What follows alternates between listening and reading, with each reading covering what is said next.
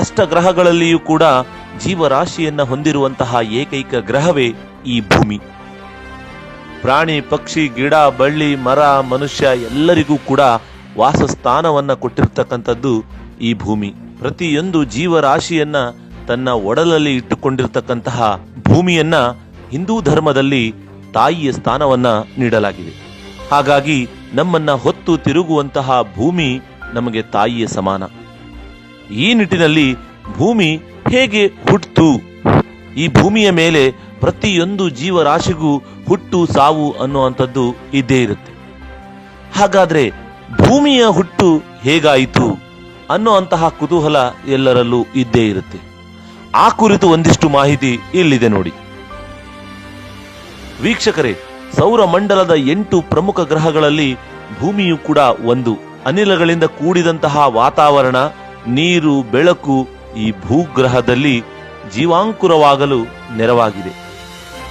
ಭೂಮಿಯ ಕುರಿತು ಹಲವು ರೀತಿಯ ಮಾತುಗಳು, ಶ್ಲೋಕಗಳು ನಮ್ಮ ಹಿಂದೂ ಪುರಾಣ ಗ್ರಂಥಗಳಲ್ಲಿ, ಕಾವ್ಯ ಮಹಾಕಾವ್ಯಗಳಲ್ಲಿ ಇರುವಂಥದ್ದು ನಿಮಗೆಲ್ಲರಿಗೂ ಕೂಡ ಗೊತ್ತೇ ಇದೆ. ಅನೇಕ ವಿಶಿಷ್ಟತೆಗಳನ್ನು ಹೊಂದಿರುವಂತಹ ಈ ಭೂಮಿ ಸ್ವತಂತ್ರವಾಗಿ ರೂಪುಗೊಂಡಿತ್ತೇ ಎಂಬಂತಹ ಪ್ರಶ್ನೆಗೆ ಉತ್ತರಗಳು ಸಮಂಜಸವಾಗಿ ಇಲ್ಲದೆ ಹೋದರೂ ಒಂದಿಷ್ಟು ಅಂಶಗಳನ್ನು ವಿಜ್ಞಾನಿಗಳು ಬಯಲು ಮಾಡಿದ್ದಾರೆ. ವಿಶ್ವದ ಉಗಮ ವಿಕಾಸವನ್ನ ಅಧ್ಯಯನ ಮಾಡಿರುವಂತಹ ವಿಜ್ಞಾನಿಗಳು ಭೂಮಿ ಹೇಗೆ ರೂಪುಗೊಂಡಿತು ಅನ್ನೋ ಅಂಥದ್ದನ್ನ ವೈಜ್ಞಾನಿಕವಾಗಿ ವಿವರಿಸಿದ್ದಾರೆ. ಸೌರ ವ್ಯೂಹದ ಉಗಮವನ್ನ ಅರಿತರೆ ಭೂಮಿಯ ಹುಟ್ಟು ಹೇಗಾಯಿತು ಅನ್ನುವಂಥದ್ದನ್ನ ನಾವು ತಿಳಿಬಹುದು. ವೀಕ್ಷಕರೇ, ಸುಮಾರು 15 ಬಿಲಿಯನ್ ವರ್ಷಗಳ ಹಿಂದೆ ಇಂದಿನ ವಿಶ್ವ ಈಗಿನಂತಿರಲಿಲ್ಲ. ಅದು ಅಂಡವಿಶ್ವ, ಧೂಳು ಅನಿಲಗಳ ಮಹಾರಾಶಿ. ಅದರ ಒಡಲಲ್ಲಿ ಮೂಲ ಕಣಗಳು ದಟ್ಟಣೆಯಾಗಿತ್ತು. ಈ ಅಗಾಧವಾದಂತಹ ರಾಶಿ ಗಿರ್ರೆಂದು ಭ್ರಮಿಸ್ತಾ ಇತ್ತು, ತಿರುಗ್ತಾ ಇತ್ತು. ಅದರ ಅಧಿಕ ಸಾಂದ್ರತೆಯಿಂದಾಗಿ ಕುಸಿಯಲು ಪ್ರಾರಂಭ ಆಯಿತು.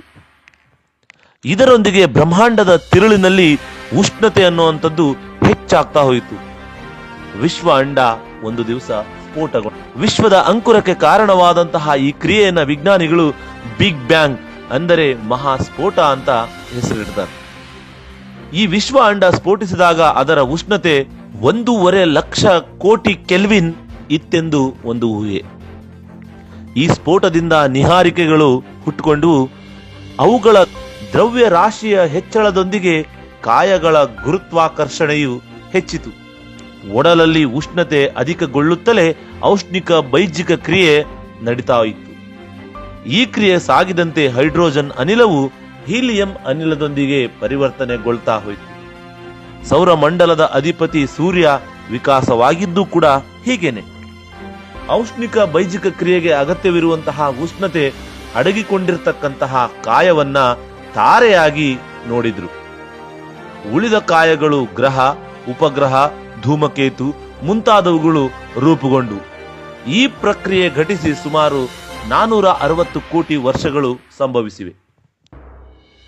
ಮೂಲ ಅನಿಲದ ರಾಶಿ ಕುಗ್ಗಿ ಸಾಂದ್ರವಾಗಿ ಸೂರ್ಯ ರೂಪುಗೊಳ್ಳುತ್ತಿದ್ದ ಹಂತದಲ್ಲೇ ಅದರ ಹೊರ ಅಂಚಿನಲ್ಲಿ ವರ್ತುಲಾಕಾರದಲ್ಲಿ ಸುತ್ತುತ್ತಿದ್ದಂತಹ ಕಾಯಗಳು ಗುರುತ್ವದ ಬಲದ ಸೆಳೆತಕ್ಕೆ ಒಳಗಾಗಿ ಗ್ರಹಗಳಾಗಿ ಹುಟ್ಟುಕೊಂಡು ಅದರಲ್ಲಿ ಭೂಮಿಯು ಕೂಡ ಒಂದು.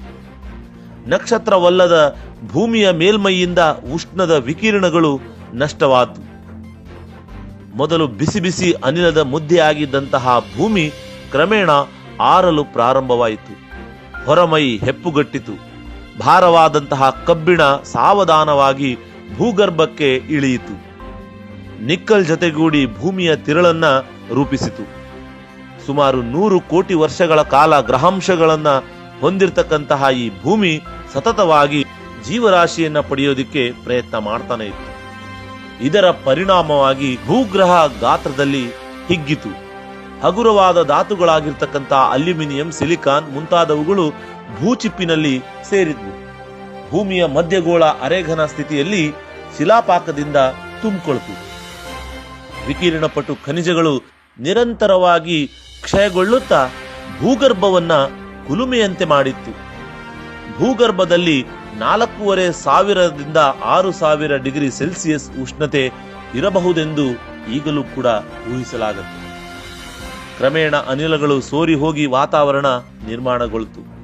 Nitrogen, carbon dioxide, carbon monoxide, ನೀರು, ಮೀಥೇನ್ ಮತ್ತು ಅಮೋನಿಯಂ ಭೂಮಿಗೆ ಅನಿಲದ ಕವಚಗಳನ್ನ ನೀಡಿದ್ವು.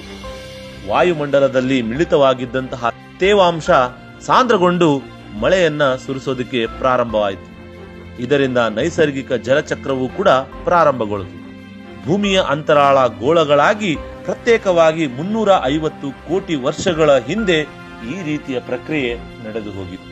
ಗೆಳೆಯರೆ, ಭೂಮಿ ಹೇಗೆ ಹುಟ್ಕೊಳ್ತು, ಅದಕ್ಕೆ ಕಾರಣವಾಗಿರ್ತಕ್ಕಂಥ ಬಿಗ್ ಬ್ಯಾಂಗ್ ಪ್ರಕ್ರಿಯೆ ಹೇಗೆ ನಡೀತು ಅನ್ನುವಂಥದ್ದನ್ನ ನೀವು ನೋಡಿದ್ರಲ್ವಾ?